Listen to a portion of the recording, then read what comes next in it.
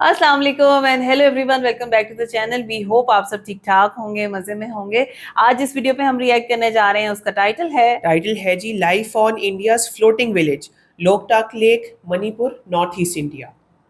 Floating village. जी बिल्कुल। वाह। अच्छा मामा, गालिबन ये वही फ्लोटिंग विलेज है जिसकी जो हमने शॉर्ट सी डॉक्यूमेंट्री देखी थी ना, सेवन हाँ हाँ सिस्टर हाँ हाँ स्टेट्स के हाँ ऊपर। हाँ। हमने उसमें इसका जिक्र सुना था कि उन्होंने कहा था कि मणिपुर में ये है और ये यहाँ की स्पेशलिटी है, एक तरह से कहा जाए। Very good. अच्छा, ज्यादा तो कुछ नहीं जानते, लेकिन नॉर्थ ईस्ट इंडिया को हमने थोड़ा थोड़ा एक्सप्लोर करने की ऐसे कोशिश ही की और मेघालय के बारे में जाना, नागालैंड के बारे में जाना, अरुणाचल प्रदेश को देखा बिल्कुल जो कि ऐसे ही बहुत ज्यादा आसाम खूबसूरत देखा है। हमने। और इस साइड पे यकीन माने जितना आपको नेचर अपनी प्योर फॉर्म में नजर आता है ना, मेरा ख्याल है हमने और सब कॉन्टिनेंट में इस तरह से अभी नहीं देखा।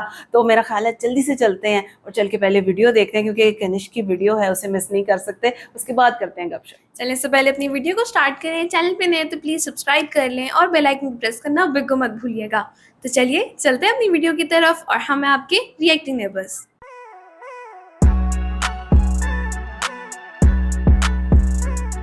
चलिए वीडियो को स्टार्ट करते हैं। 3, 2, 1 एंड गो। इंडिया के नॉर्थ ईस्ट में एक बहुत ही अनोखी चीज देखने को मिलती है। एक लेक पर तैरती ये घास से बनी रिंग। पर ये सिर्फ अकेली नहीं है, बल्कि यहाँ ऐसी कई सारी रिंग्स हैं जो इस खूबसूरत लेक के हर कोने में फैली है। पर कमाल की बात यह है कि इन तैरते घास के आइलैंड्स पर घर भी बसे हैं, जिनमें सालों से ये लोग पानी के ऊपर ही अपनी जिंदगी जी रहे हैं। खैर, ये बात तो पक्की है कि आपने ऐसा कुछ भी नहीं देखा होगा, क्योंकि ऐसी लेक पूरी दुनिया में कहीं और है ही नहीं। और इसे देखते ही ये सवाल आता है कि ये घास इस लेक पर आई कैसे, और ये डूबती क्यों नहीं? क्या ये सब नेचुरल है? और इन्हीं सब सवालों के जवाब ढूंढने और इन आइलैंड्स पर तैरती जिंदगी को समझने मैं आया हूँ इस अनोखी और खूबसूरत जगह में। यह है इंडिया के मणिपुर की लोकतक लेक।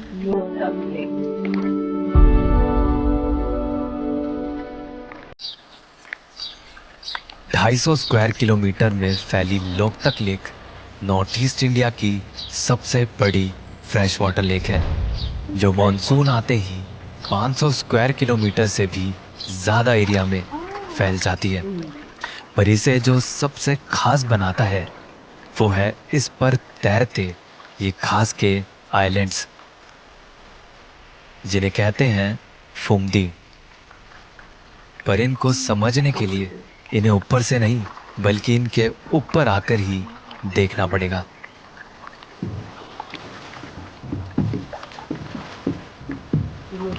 तो अभी जो फुंडियाँ ऊपर से दिख रही थी गोल गोल, उनके बीचों बीच जा रहे हैं। और अभी नीचे से देख के ऐसा पता ही नहीं चलता कि ये रिंग है या फिर क्या है, बस नॉर्मल से घास फूस दिखती है।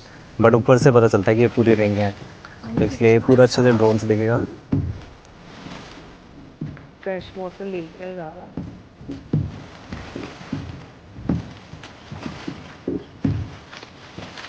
तो ये फुमदी पे खड़ा हूँ अभी मैं, और ये देखो कुछ इस तरह से ये हिलती है, ये फ्लोट हो रहा है, मतलब पूरा का पूरा जितना भी पूरा इतना बड़ा घास का लैंड मास ये ऐसे तैरता रहता है। जिस पे चले तो वो इस तरह से दलदल की तरफ फील होता है। और इसी फुमदी की ज़मीन पे यहाँ पे कहीं कहीं घर भी बने हुए हैं। और ये पूरे की पूरी तरह से नेचुरल है। जो फुमदियाँ हैं जितनी भी, ये सारे वेजिटेशन जितने भी ये घास के लैंड मास तैर रहे हैं लोकतक लेक में, सारे के सारे नेचुरल हैं। और ऐसा यहाँ पे इस तरह का यूनिक नेचुरल फिनोमेना देखने को मिलता है, बहुत ही खूबसूरत है। जो भी फुमदी आप यहाँ देख रहे हैं वो सिर्फ उसका 20% हिस्सा है, क्योंकि असल में फुमदी का 80% से ज़्यादा पार्ट पानी के अंदर छुपा होता है। अच्छा। वैसे तो फुमदी नेचुरली बनती है और इनकी कोई फिक्स शेप भी नहीं होती, लेकिन जो गोल गोल फुमदी के रिंग आपको दिख रहे हैं वो यहाँ के लोकल लोगों ने खुद बनाए हैं। ये लोग फुमदी को काटकर रिंग या सर्कल की शेप देते हैं ताकि उन्हें फिशिंग करने में आसानी हो। और ऐसी स्पेशली बनाई फुमदी को अत्तपम कहते हैं। पर अगर फुमदी नेचुरल है तो सवाल तो यह है कि यह बनती कैसे है। दरअसल फुमदी एक तरह का फ्लोटिंग मैट या चटाई है जो ऑर्गेनिक चीज़ें जैसे कि घास, मिट्टी और सूखे पौधों से मिलकर बनती है। क्योंकि जब फुमदी इन ऑर्गेनिक चीज़ों की लेयर से बनती है तो उनके अंदर कुछ एयर पॉकेट्स भी बन जाते हैं जो इसे तैरने में मदद करते हैं। पर सबसे हैरानी वाली बात तो ये है कि इस तैरती फुमदियों पर एक पूरा का पूरा गांव ही बसा है। और मैं अभी उसी फ्लोटिंग विलेज में जा रहा हूँ, पर वहाँ जाने के लिए नियरेस्ट रोड या मेनलैंड से 1 घंटे का टाइम लग जाता है क्योंकि विलेज लेक के बीच में है और जाने का जरिया है सिर्फ एक बोट। बल्कि जाने का रास्ता भी आसान नहीं है क्योंकि ये तैरती फुमदियाँ अपनी जगह भी बदलती रहती हैं और रास्ते को ब्लॉक भी कर देती हैं। तो इसलिए कभी कभी इनके बीच से निकलने के लिए बोट से ही बैम्बो की मदद से इन्हें धक्का दिया जाता है। और ऐसे ही कई बार रास्ता क्लियर करने के बाद आता है ये खूबसूरत फ्लोटिंग विलेज। तो फिर उनकी भी जगह चेंज होती होगी, वो शिफ्ट हो रहे होंगे।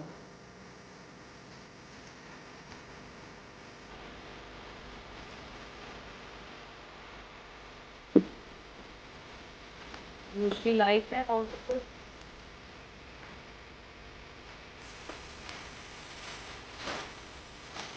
देखो जरा किस तरह की जमीन पे ये लोग रह रहे हैं।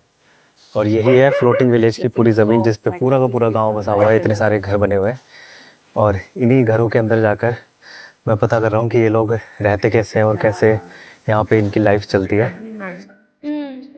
इस तैरते गांव में सिर्फ कुछ गिनती के ही घर हैं जो पूरी दुनिया से डिस्कनेक्टेड है। ना ही यहाँ तक कोई डायरेक्ट इलेक्ट्रिसिटी पहुंचती है और ना ही कोई पाइपलाइन।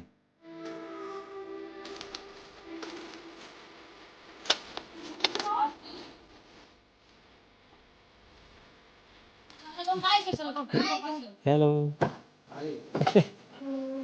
हेलो। तो अभी जैसे आप ये पूरा का पूरा घर देख रहे हैं, पूरा बैम्बो से इतना बड़ा एक घर का स्ट्रक्चर तैयार किया हुआ है। और नीचे जो पूरा का पूरा बेस है वो भी बैम्बो से बना हुआ है। फिर बैम्बो के ऊपर इन्होंने लकड़ियाँ लगाई हुई हैं। तो नीचे बैम्बो बिछाने की वजह यह है क्योंकि बैम्बो फ्लोट कर सकता है, इसलिए पूरे घर की फाउंडेशन में इन्होंने बैम्बो यूज़ किया है। तो इस तरह से पूरा ये बांध के कर रखा है, कुछ ठोका भी नहीं है, बस ऐसी गांठ बांध रखी है। इतना टेम्परेरी स्ट्रक्चर है ये पूरे घर का, बस ऐसी गांठ बांध कर पूरा का पूरा कितना बड़ा घर खड़ा कर रखा है जिसमें वो किचन है, ये बेडरूम तैयार है पूरा का पूरा, और ये बीच में हॉल है जहाँ पर लोग बैठते हैं। तो ये मेरा हाल है फ्लोट ही कर रहा है हल्का हल्का। इन घरों में रहने वाले लोग मैतेई कम्युनिटी के हैं और यहाँ की लोकल लैंग्वेज को ही समझते हैं। तो मुझे इनसे बात करने में थोड़ी मुश्किल हो रही थी। थोड़ी हिंदी नहीं, हिंदी बिल्कुल नहीं। इंग्लिश नहीं इंग्लिश। और वो क्या है वो सामने, ये क्या मछली पकाना। इसीलिए कुछ चीजें मुझे गाइड भैया से ही पूछनी पड़ रही थी। ये क्या चीज़ है, ये पूछ रहा था मैं। ये जो मछली उसको ऊपर मछली बैठेगा, उसके बाद आग जला देगा। तो हिंदी में क्या बोलता है मालूम? मछली पकाने के लिए है। मछली पकाने के लिए नहीं, मछली मतलब उसको ऊपर मछली डालेगा और आग जला के ऐसा ही सुखा दे। सुखाने के लिए मतलब मछली, ताकि वो खराब ना हो लंबे टाइम हाँ तक। जी, अच्छा, स्टोर करके रख सके मछली। स्टोर करके रख। अब ये जगह चाहे दुनिया से कटी हो, पर यहाँ जरूरत की हर चीज मौजूद है। और यहाँ पर ये मेरे पीछे एक किचन है जहाँ पर इन्होंने चूल्हा अच्छा खासा चूल्हा रखा हुआ है, वरना ही लकड़ी का चूल्हा भी यूज़ करते हैं।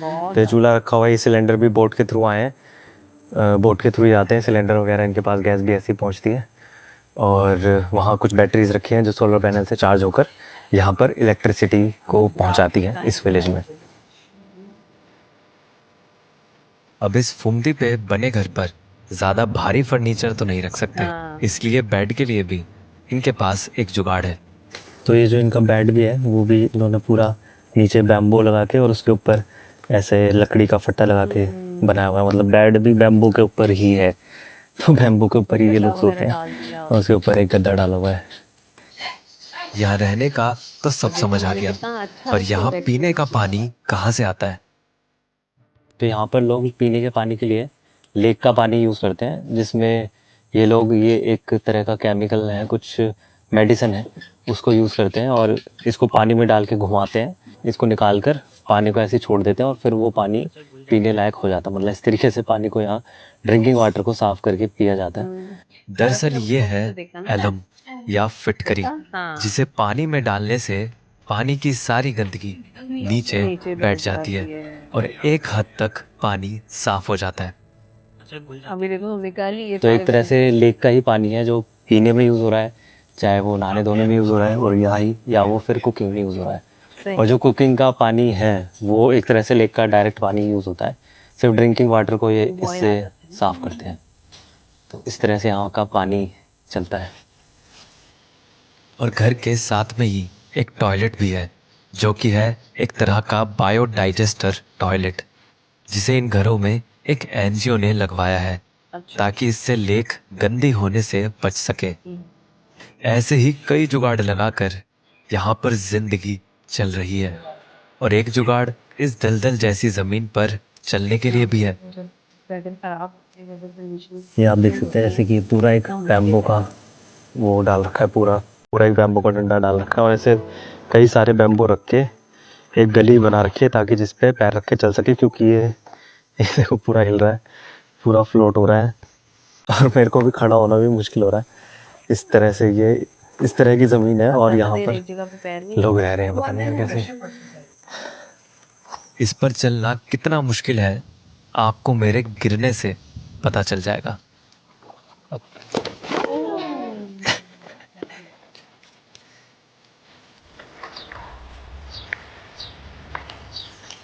फुमदी पर रहना तो एक बात है, पर क्या होगा अगर यहाँ कभी बाढ़ आ जाए? क्या ये फुमदी हमेशा ही तैरती रहेगी? इन सवालों का भी जवाब है, पर उससे पहले आपसे एक ज़रूरी बात कहनी है।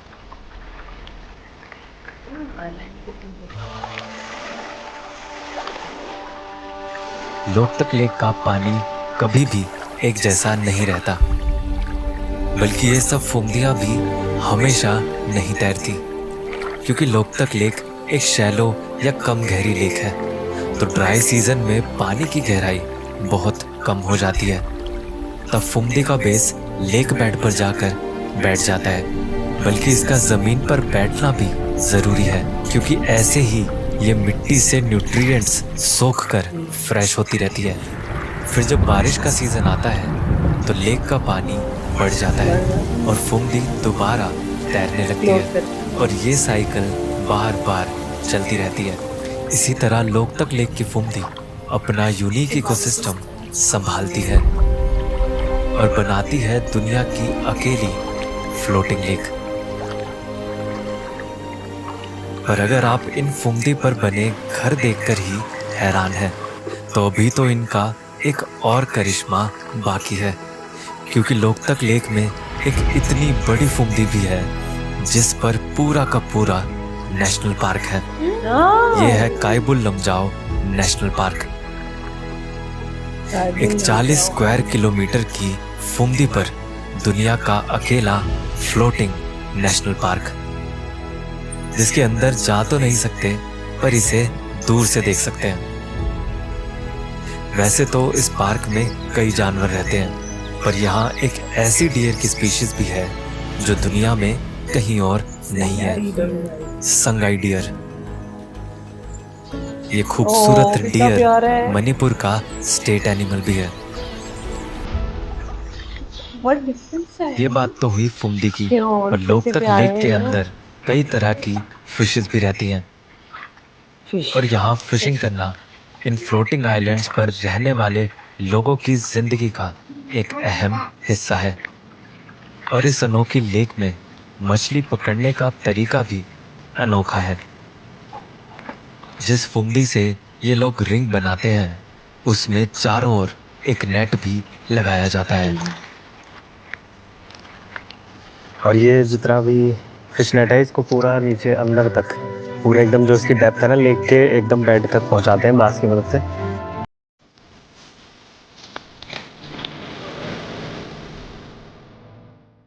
और कुछ घंटों बाद इस रिंग के अंदर की सारी फिशेस इस नेट में फंस जाती हैं। छोटी छोटी टाइनी भी और आ फिर रही है कई ना। लोग एक साथ नेट को खींचकर बाहर निकालते हैं, जिसके अंदर से हजारों की तादाद में मछलियां बाहर निकलती हैं, जो कि अलग अलग साइज और टाइप की होती हैं।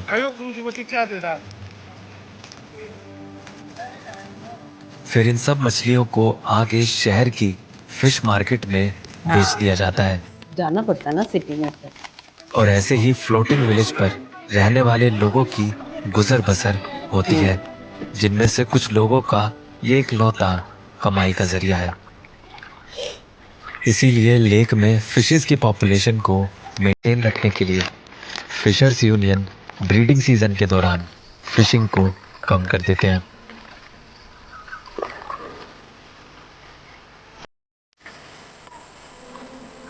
मैंने जब तक लोकतक लेक को अपनी आंखों से नहीं देखा था तब तक मैं सिर्फ इस जगह से अनजान नहीं था, बल्कि इस बात से भी बेखबर था कि दुनिया में ऐसी कोई जगह होती भी है। एक लेक पर ऐसे तैरते आइलैंड्स का होना, जिनकी जमीन पर चलना भी मुश्किल है, उस पर घरों का होना। बेशक नेचर और इंसान के तालमेल के बिना ये होना नामुमकिन है। सोचिए अगर ये घर बैम्बू के बजाय कंक्रीट के होते, या इस जमीन को सख्त बनाने के लिए इसे सीमेंट और पत्थर से बदल दिया जाता, तो शायद लोकतक लेक अपनी असली खूबसूरती खो चुकी होती। लेकिन यहाँ के लोगों ने लेक को बदलने के बजाय अपने आप को बदला है। इसकी वजह से ऐसे मुश्किल हालातों में भी यहाँ जिंदगी चलती रहती है, क्योंकि शायद ये लोग समझते हैं कि नेचर हमारी नहीं है, बल्कि हम खुद नेचर के हैं।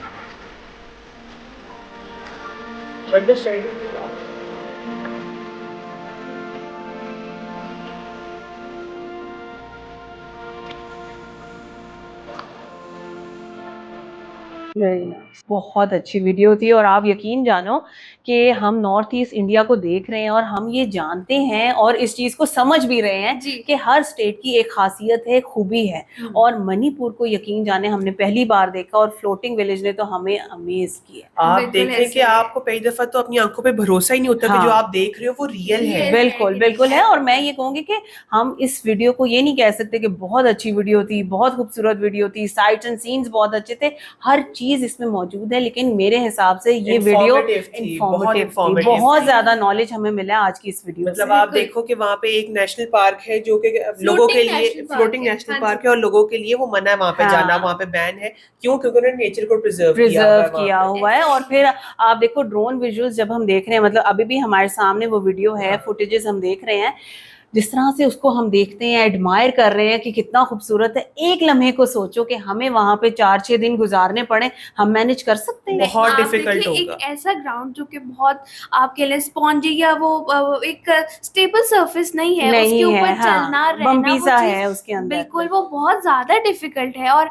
उन लोगों के आप देखें ट्रांसपोर्टेशन का जो वाहिद जरिया वो बोट्स है। हैं, अच्छा, हाँ। लेकिन आप इसके अलावा आप ये भी चीज देखो कि उन लोगों का जो फैसला है नेचर को प्रिजर्व करने के लिए वो हाँ। किस कदर अच्छा है। हाँ। उन्होंने दुनिया की हर लग्जरी को छोड़ दिया है, वो उस जगह पे रहते हैं बिल्कुल। और उस जगह के साथ वो उन्होंने अपने आप को मोल्ड किया, हाँ, उन्होंने ये अपने आप बात को चेंज की है। वाकई बहुत सही है कि उन्होंने नेचर को तब्दील नहीं किया, बल्कि खुद को नेचर में ढाल लिया और वैसे। उसी के साथ उन्होंने अपनी लाइफस्टाइल को उसी तरह से बनाया। बिल्कुल। अब जिस तरह से यहाँ पे उन्होंने फुमदी बता फुमदी, रहे थे हाँ ना, जी।